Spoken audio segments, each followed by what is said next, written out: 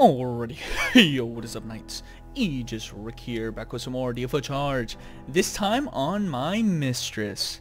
Now, guys, this Mistress is a character, you know, I'm ashamed. I'm ashamed that it is taking me this long to make a video about my Mistress.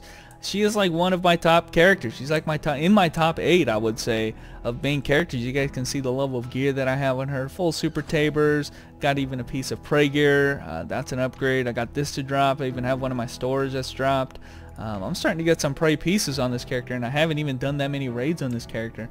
I really only started doing raids after, you know, my main character started getting some full sets. But anyway, guys, we're going to be jumping into the Dawning Crevice now. Obviously, this content is way too easy for explaining this character properly, but I do want to show at least some of the content, or, you know, stuff that I'm doing right now. Mostly as 100 Craft is approaching. A lot of the content I'm doing on characters that are way too strong for it. Yes, I understand, but there's still a reason why you do it, and I've explained this many times already. So anyway, guys, it gives me an opportunity to talk a little bit about the Mistress herself and how she kind of plays, because I think that she is, you know, if you played Avenger, then you kind of already understand this character a little bit. She has a First Awakening transformation, and she's very similar to Avenger in a lot of ways. She has, you know, augmented basic attack. She's you know, double transformation, has some fast fluid animations. There are a lot of differences with characters, however, and this character, when you really look at it, is very different from the Avenger. First and foremost, the easiest thing to explain is that she is actually a synergy character. But unlike most synergy characters, she's actually very unique in that aspect, in that she's a synergy and deeps character in a way. You know, no other synergy in the game has this potential, but if you look right here, when I cast my buff, I have access to 4 different buffs. Now, technically there's 4. In reality, there's only 2, the up and the right buff. The right buff is a damage buff, which is kind of like a DPS buff, which doesn't really help your party very much. And the up buff is the synergy buff. So, synergy as in will grant your party a synergistic effect.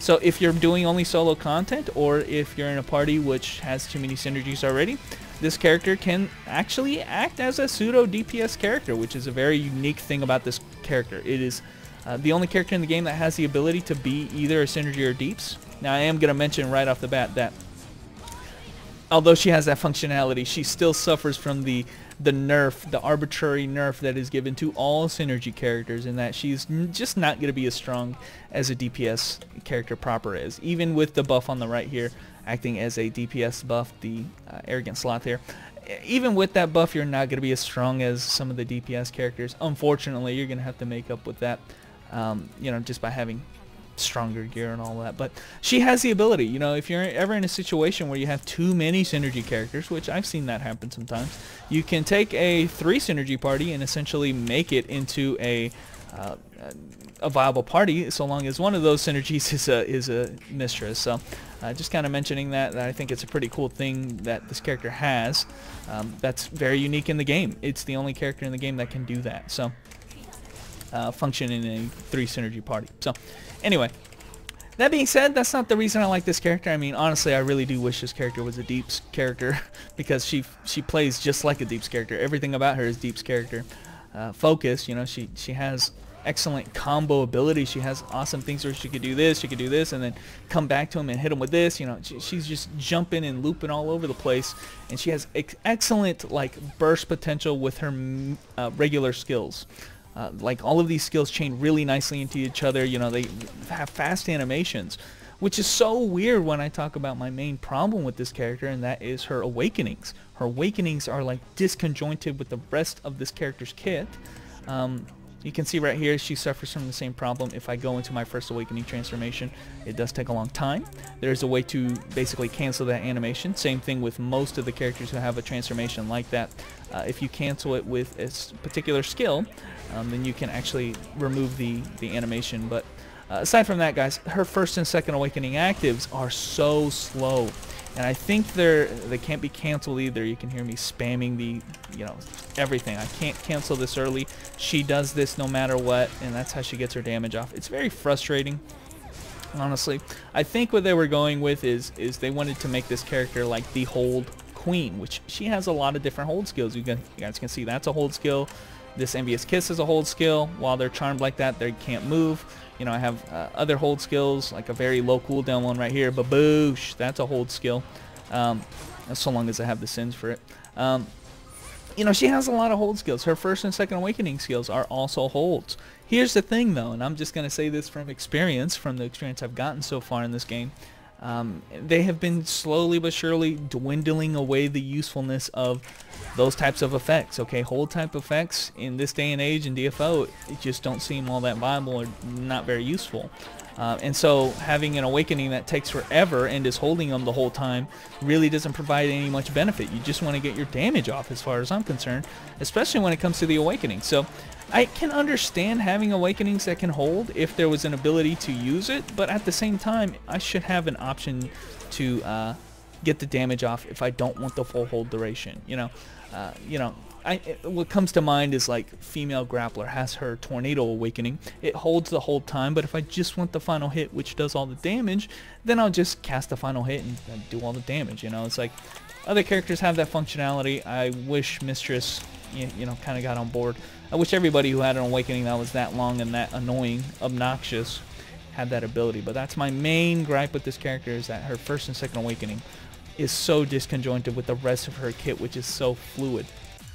So, you know, speaking of fluid play, she does have a kind of a gimmick of sorts, is that she has the ability to cancel a lot of her skills. Like you'll notice, just like, you know, you have your basic attack cancel right there with the upward slash. She can do that with a lot of her other skills. She just basically remove the aftercast delay. You guys can see right there.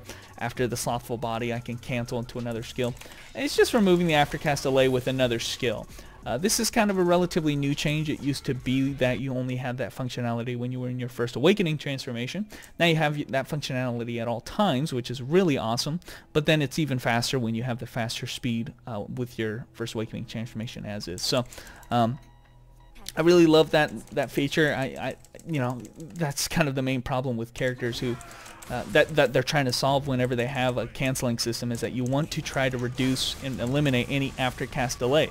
And so this character embodies that. Okay, she any skill that has a long animation, she can remove the aftercast delay by casting another skill to back it up. So some skills are really good for, you know, the fact that they have really fast animations, and so you can capitalize on that whenever you use a skill that has slow animation. So I like that. That's a cool feature. And last but not least, guys, I haven't been using my buff because the content hasn't required it, but you know, there's another aspect of her buff aside from the fact that it can also serve as a synergy buff. There's another aspect to it that is her sin system. So I'll use it in this next run here. But her sin system allows her to build up stacks of sins, up to 7, which represent the 7 deadly sins. That's her theme right here. So if I cast my buff here, you can see I have 1 sin stack, 2. And basically most of my skills right now are going to give me, you know, a couple sin stacks or something like that. So I can use these sin stats. I can expend them. You guys can see I'm getting some right here just by killing peeps. Got 6 of them right here. And I can expend them with one of 2 different skills. So I can use this skill right here, which is one of my highest damage skills. I can expend a bunch of sins right there to get that even stronger.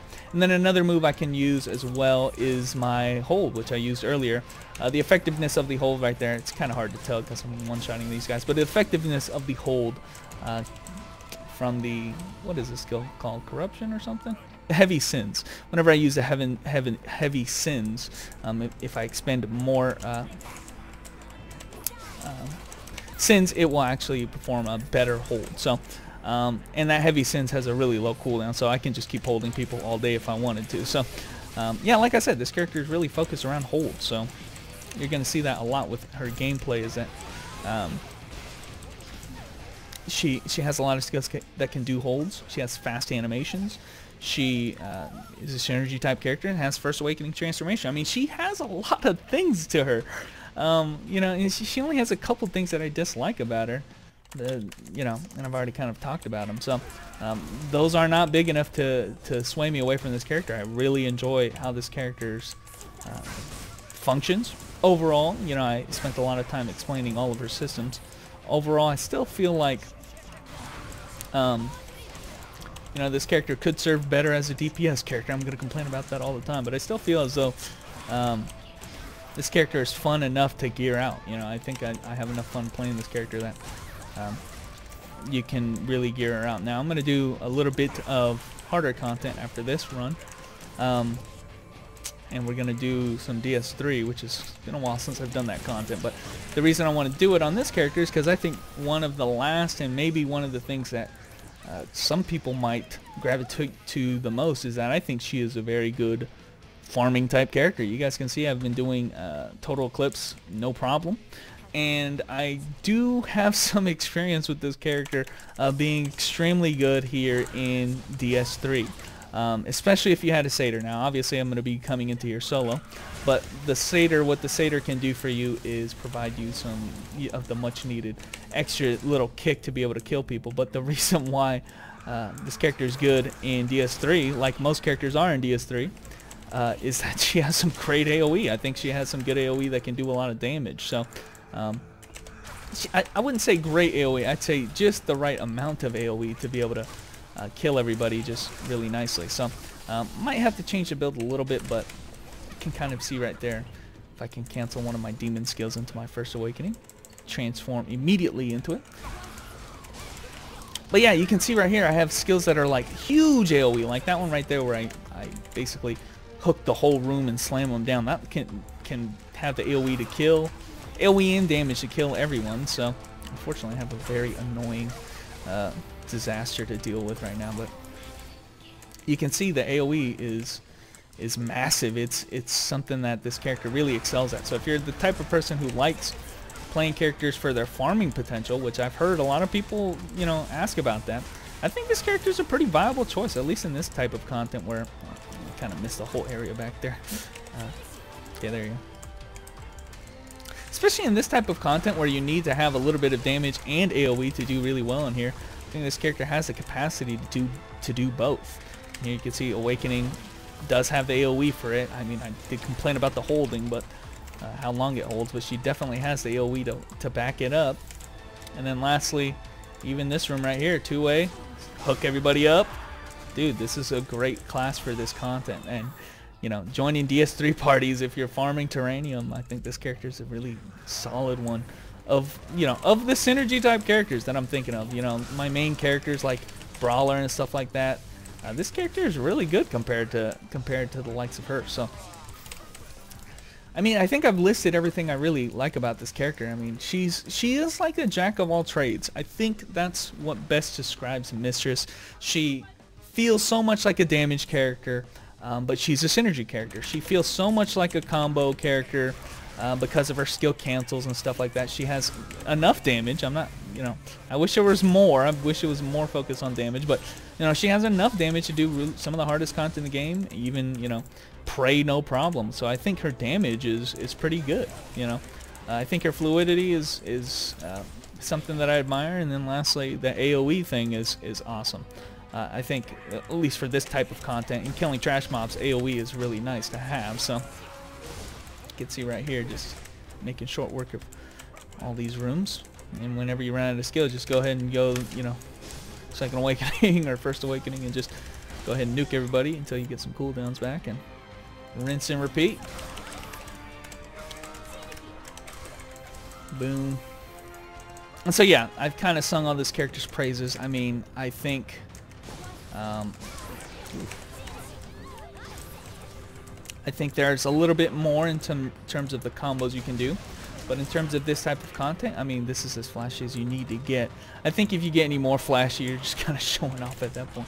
But definitely this character can be a lot more flashy using different types of skills. Hell, I'm not even using skills like my guillotine or my, you know, other skills. Just kind of using my big skills just to get that damage off and moving on.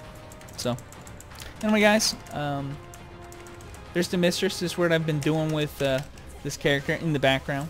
Unfortunately, haven't found an opportunity to make a video about her or have enough footage or anything to talk about her, but hopefully you guys can see why I like this character. I mean, I think it kind of speaks for itself when you can do shit like this and just, you know, end a guy and just you know, do it really in a fluid manner. So anyway, guys, thanks for watching. There's a little bit of daily content, I guess you can call, on my Mistress.